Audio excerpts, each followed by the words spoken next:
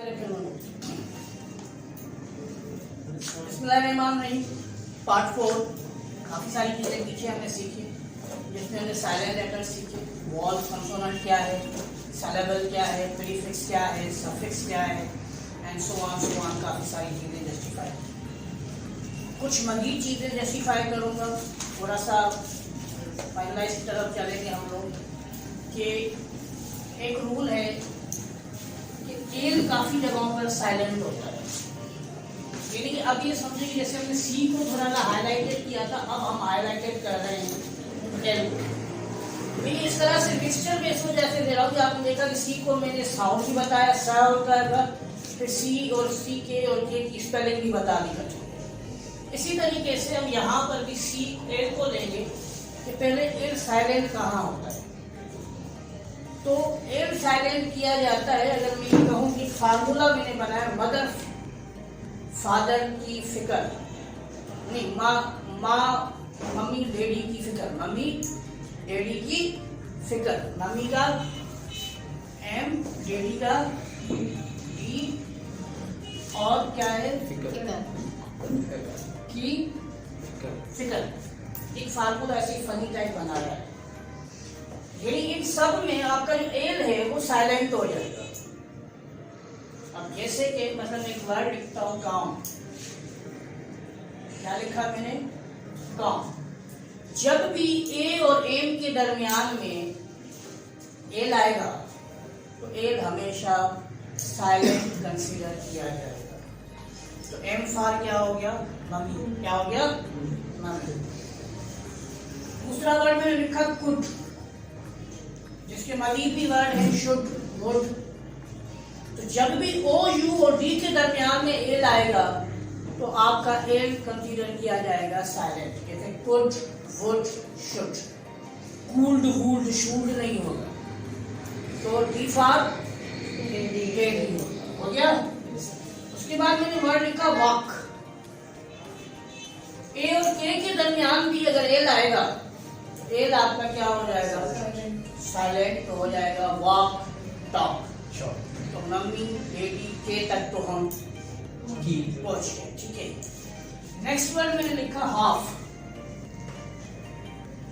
तो ए और एफ के दरमियान भी अगर एल आएगा तो एल को प्रोनाउंस किया जाए, यानी कि मम्मी डैडी की फिक्र।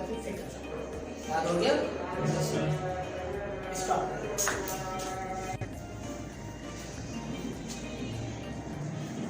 और कि हमने एक रूल लिखा एल वाला कि अगर एक वन सिलेबल वर्ड है और एल पे खत्म हो रहा है, अगर एल से पहले एक वॉल है, we have one vowel before L, फिर हम आखिरी एल को क्या कर देंगे, डबल लिखेंगे। आप देखेंगे कि आप कभी भी किल को इस तरह नहीं लिखते, आप क्या लिखते हैं, डबल।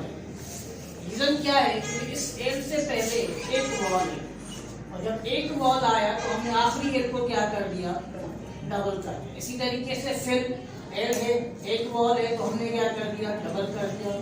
इसी तरीके से बिल, एक एल है, डबल कर दिया तो क्या हो गया, बिल हो गया।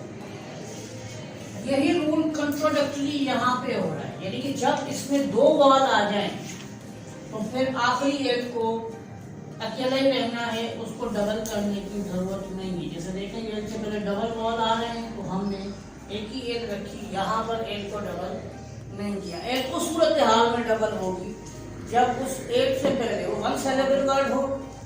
एल से पहले जब हम उससे एक वॉल हो एल से पहले तो फिर हम उसको डबल एल हमेशा, जैसे मॉल, एम ए एल नहीं लिखते, एम ए डबल एल लिखते। जैसे फॉल, एफ ए एल नहीं लिखते, एफ ए डबल एल लिखते। जैसे कॉल, सी ए एल नहीं लिखते, सी ए डबल एल लिखते। इसी तरीके से रूल्स फॉलो किए जाते हैं कि एल को जब लिखा जाएगा, अगर एल से पहले एक वॉल होगा तो आखिरी एल क्या हो जाएगी, डबल हो जाएगी। अब हम मजीद रूल्स की तरफ चलते हैं। एक और रूल है एल का, और वो ये है कि अगर word all as a prefix attach किया जाए किसी के भी साथ, और आगे वाला वर्ड जो स्टार्ट हो रहा है वो वर्ड स्टार्ट होता हो किसके साथ, कंसोनेंट के साथ। जब हम उस कंसोनेंट वाले वर्ड को ऑल वर्ड से आपस में जोड़ेंगे तो उसमें से एक एल को हम रिमूव कर देंगे। सॉरी फॉर दैट के पीछे जो रूल मैंने बताया एल वाला, वहां पर एक एक्सेप्शनल केस था, भूल गया। Sorry for that. Exceptional case क्या था कि नील एक ऐसा वर्ड है NIL जिसमें डबल एल इस्तेमाल नहीं है। कम टू द पॉइंट कि हमने एक वर्ड लिखा ऑल और दूसरा वर्ड लिखा हो,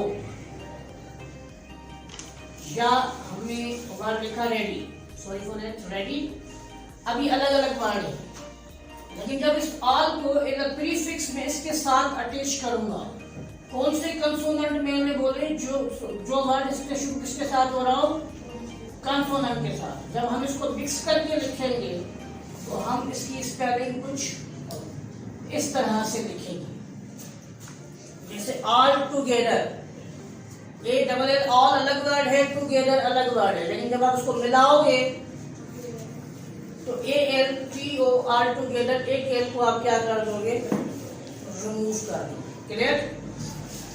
नेक्स्ट रूल पे चलते हैं। नेक्स्ट रूल हमारा है as a suffix. As a suffix क्या इस्तेमाल हो रहा हो, वर्ड फुल। क्या इस्तेमाल हो रहा हो, वर्ड फुल इस्तेमाल हो रहा हो। किसी भी वर्ड में वर्ड फुल जब अटैच किया जाएगा तो मजे वाली बात ये है कि अक्सर बेशतर स्टूडेंट क्या कर देते हैं, जैसे मिसाल के मैंने वर्ड लिखा हो उम्मीद, अब उम्मीद के साथ जब इस वर्ड को प्लस किया जाता है फुल को, तो स्टूडेंट स्पेलिंग कुछ इस तरह से लिखते हैं HOPEFU double L। Very sorry, ये स्पेलिंग गलत है, इंग्लिश में नहीं लिखा। क्यों? क्योंकि जब आप फुल वर्ड किसी वर्ड के साथ सफिक्स अटैच करोगे, सफिक्स मैंने वो वर्ड बोले थे जो किसी वर्ड के आखिर में अटैच होते हैं, तो फुल वर्ड जब लिखा जाएगा तो उसकी आखिरी एल कभी भी नहीं लिखी जाती।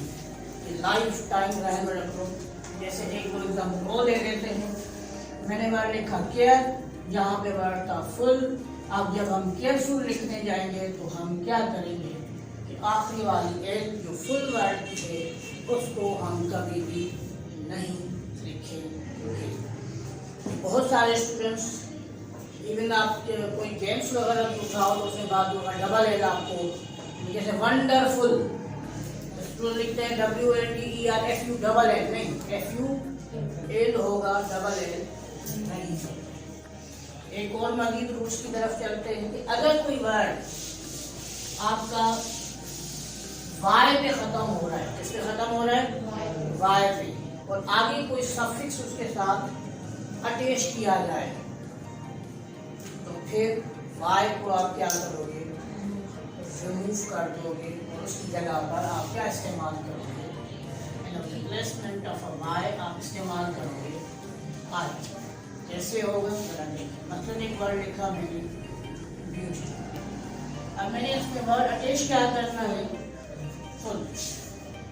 जब मैं इन दोनों वर्ड्स को आपस में मिलाऊंगा, देखो मेरे दो रूल फॉलो हो रहे हैं। एक पिछला रूल जो हम FUL वाला पढ़ के आए, और एक वो रूल वाई से पहले क्या है, कंसोनेंट है। तो हम क्या करेंगे कि यहाँ पर जब वाई लिखेंगे तो वाई की जगह पर क्या लिखेंगे, आई लिखेंगे, और जब फुल वर्ड इसमें अटैच करेंगे तो फिर इस तरह से यदि आप देखें कि आपके छोटे छोटे वर्ड्स में जब ये मिक्सचर होते हैं तो एक नहीं बार होकर दो रूल्स भी अप्लाई किए जा रहे हैं। मसलन वाई को हटा दिया, आई लगा दिया, और फुल में डबल एल था, एक एल को हमने रिमूव कर दिया। क्लियर हो गया। तो इस तरह से हम बहुत सारी स्पेलिंग्स लिखते हैं, लेकिन अकॉर्डिंग टू द रूल्स और रेगुलेशन चेंज होती है। आज तक हम क्या करते रहे, हमारा जहन इस चीज़ पे जस्टिफाई रहा कि नहीं भाई हमने लिख ली और सही है या रटे मार दिए, नहीं। काफ़ी सारे हद तक आई होप कि अब तक काफ़ी सारे ऐसे रूल्स मैंने आपको बताए हैं जिसमें बहुत सारे रूट्स आपके क्लियर हो रहे होंगे स्पेलिंग के हवाले से और एज वेल एज प्रोनाउंसिएशन के हवाले से। मज़ीद आगे चलते हैं। बहुत सारे ऐसे वर्ड्स होते हैं जिसको लिखा तो जाता है लेकिन सवाल ही पैदा होता है कि हम क्या लिखें और क्या अटैच करें। फॉर एग्जाम्पल हम ज़रा एग्जाम्पल लेते हैं। एक वर्ड लिखा जा रहा है, जिस वर्ड के एंड में मैं ANC लगाऊं या ENC लगाऊं, यानी कि मैं इसको यूं कहूं कि मैंने एक वर्ड लिखा क्लियरेंस।